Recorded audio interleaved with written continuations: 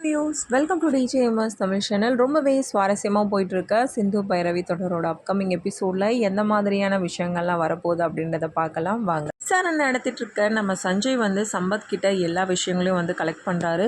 எல்லா விஷயங்களையும் வந்து கேட்டுட்டு இருந்த சிவாவுக்கு வந்து ஒரு விஷயம் மட்டும் நல்லா புரிய வருது. ஆறுமுகத்து மேலே எந்த தப்புமே இல்லை, ஏன்னா அவர் மேலே எந்த ஒரு விதமான காயமும் கிடையாது அப்படின்னு சொல்லிட்டு சடனாக ஒரு விஷயத்தை பற்றி யோசிச்சு இதே ஒரு நபர் வந்து நம்ம ஹாஸ்பிட்டல் அட்மிட் ஆயிருக்காரு அப்படின்னு சொல்லிட்டு என்ன பண்ணுறாங்க, அங்கே போய் பார்க்குறாரு.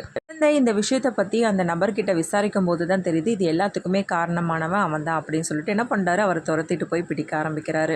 ஒரு பக்கம் சஞ்சயும் பார்த்தீங்கன்னா அந்த இடத்துக்கு வந்துடுறாங்க. ஸோ என்னாச்சு சிவா அப்படின்னு சொல்லிட்டு கேட்க இது எல்லாத்துக்குமே வந்து காரணம் பார்த்தீங்கன்னா இந்த நபர் தான் அப்படின்னு சொல்லிட்டு என்ன பண்ணுறாங்க சொல்கிறாங்க.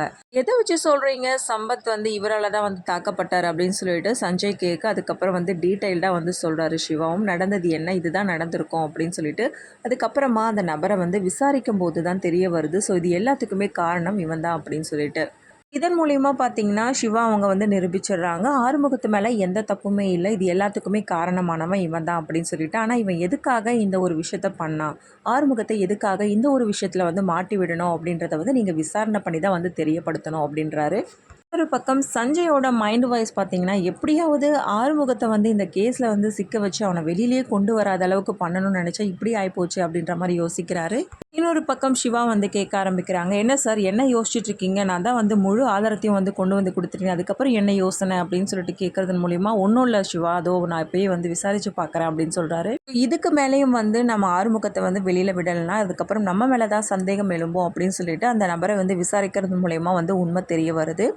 ஸ்டேஷனுக்கு போன சஞ்சய் என்ன பண்ணுறாரு, ஆறுமுகத்தை வந்து வெளியில் கொண்டு வராரு. இன்னொரு பக்கம் சிவாவும் அந்த இடத்துக்கு வராங்க. வெளியே வந்து ஆறுமுகத்தை பார்த்த சிவா பயங்கரமாக அதிர்ச்சது மட்டும் இல்லாமல் இன்ஸ்பெக்டரை பார்த்து கேள்வியும் கேட்குறாங்க, என்ன இது என்ன இதெல்லாம் பண்ணி வச்சுருக்கீங்க, எதுக்காக இப்போ ஆறுமுகத்தை போட்டு நீங்கள் அடிச்சிருக்கீங்க, இந்த விஷயத்தில் குற்றவாளி யார் அப்படின்றத நிரூபித்தா மட்டும்தானே அவங்க மேலே கை வைக்கிறதுக்கு உங்களுக்கு உரிமை இருக்குது, வேறு என்ன ரைட்ஸ் இருக்குது அப்படின்னு சொல்லிட்டு என்ன பண்ணுறாங்க, ஆறுமுகத்துக்கு சப்போர்ட் பண்ணி என்ன பண்ணுறாரு சிவா வந்து கேள்வி மேலே கேள்வி கேட்க ஆரம்பிக்கிறாரு. இங்கே பாருங்கள் மிஸ்டர் சிவா, இந்த மாதிரி விசாரணைலாம் நடக்கும்போது இந்த விஷயம்லாம் நடக்கிறது வந்து சகஜதான் அப்படின்ற மாதிரி கேஷுவலாக வந்து பதில் சொல்கிறாரு.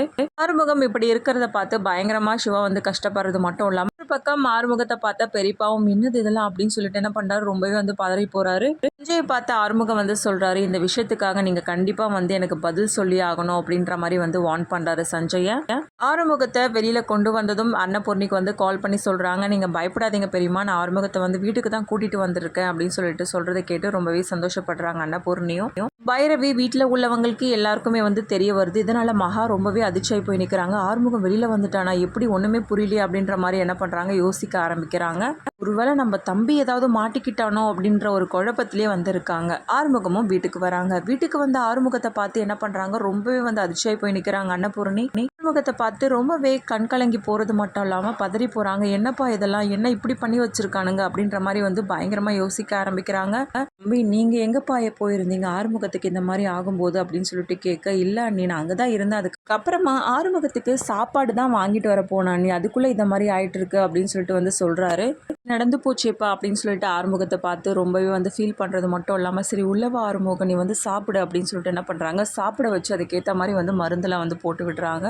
ஒரு பக்கம் பைரவியை பார்த்த நம்ம அன்னலக்ஷ்மி சொல்கிறாங்க, இப்போவாவது புரியுதாம்மா, ஆறுமுகத்து மேலே எந்த தப்புமே இல்லைம்மா, என்ன மீறி அவன் வந்து எந்த தப்புமே பண்ண மாட்டான் அப்படின்னு சொல்லிட்டு சொல்கிறத கேட்டு ரொம்பவே கில்ட்டியாக ஃபீல் பண்ணுறாங்க பைரவி. அதுக்கப்புறமா ஆறுமுகத்தை வந்து பைரவி புரிஞ்சிக்க ஆரம்பிக்கிறாங்களா, அதுக்கப்புறமா வந்து பார்த்தீங்கன்னா சஞ்சய்க்கு கால் பண்ணி நடந்த விஷயத்தை பற்றி வந்து கேட்குறாங்களா, இது எல்லாமே தெரிஞ்சுக்கலாம். அதுக்கு மறக்காம நம்ம சேனலை வந்து சப்ஸ்கிரைப் பண்ணிக்கோங்க, கூடவே இருக்க அந்த பெல் ஐக்கனும் கிளிக் பண்ணிவிடுங்க, அப்போ தான் நான் போடுற அடுத்தடுத்த வீடியோஸ் உங்களுக்கு நோட்டிஃபிகேஷனில் வரும். ஓகே வியூஸ், தேங்க்ஸ் ஃபார் வாட்சிங் திஸ் வீடியோ.